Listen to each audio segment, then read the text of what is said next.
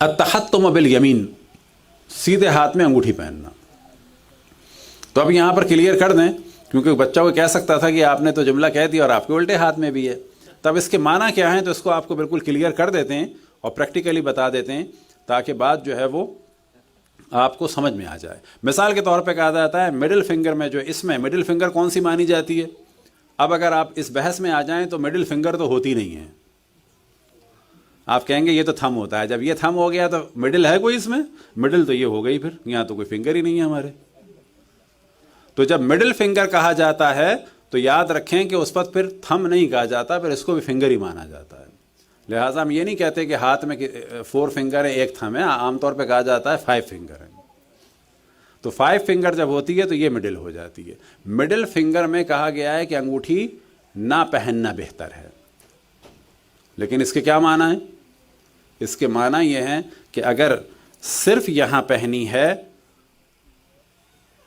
تو بہتر ہے کہ نہ پہنی جائے، لیکن اگر اس میں بھی پہنی ہے اور ساتھ میں اس میں پہن لیے، اس میں بھی پہن لیے تو پھر کوئی حرج نہیں ہے. صرف اس میں ہو تو کہا جاتا ہے بہتر نہیں ہے. یہ بنو امیہ کی بھی علامت ہے. اسی طرح سے کہا جاتا ہے بعض جگہ قوم لوط کی علامت ہے. لیکن اگر آپ نے دونوں میں پہن لی تو پھر کوئی مسئلہ نہیں ہے. ابھی آپ نے مڈل فنگر ہی میں نہیں پہنی ہے. بالکل اسی طریقے سے ایک سوال ہو سکتا ہے، اب آ جائیں وہ والا موضوع کہ الٹے ہاتھ میں انگوٹھی نہ پہنے. تو ہم نے تو الٹے میں پہنی ہوئی تھی. تو اگر صرف الٹے میں ہو تو یہ علامت ہے بنو امیہ کی اور دشمنان اہل بیت کی.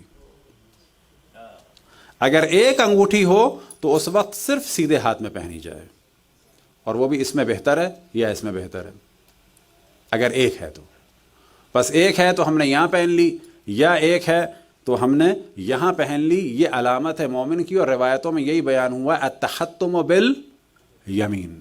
لیکن اہل بیت کے مقابلے میں اور رسول اللہ صلی اللہ علیہ وآلہ وسلم کے مقابلے میں دشمنان اہل بیت کی علامت تھی یہ چیز کہ الٹے ہاتھ میں پہنتے تھے. یہ ذہن میں رکھیں کہ اس وقت ہم ٹاپک ڈسکس نہیں کر رہے.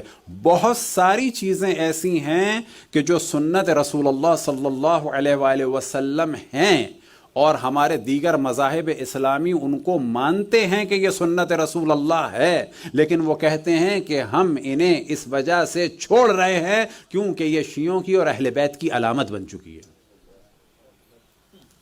آپ کے خیال میں عقیق جو ہے صرف شیعوں میں مستحب ہے؟